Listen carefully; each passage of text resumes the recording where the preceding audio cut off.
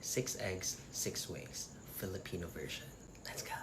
My son is sleeping now and I am craving eggs. Very interesting because kala mo pinaghandaan ko yan. Yun yung natira sa ulam namin. Anong unahin natin? Egg with ampalaya. Ampalaya egg. The best. Can't go wrong. 10 out of 10. If you don't like ampalaya, SYBAU. Egg with achara. Achara is fermented papaya.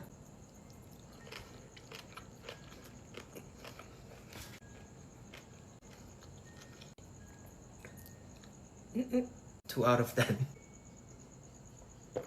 Oh my god. Hindi ko alam pero medyo natatakot ako kainin siya. Not bad, but not good. 5 out of 10. Busog na ako.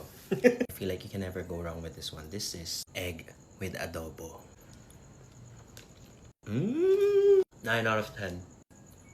Ay, longganisa egg. Bon appetit.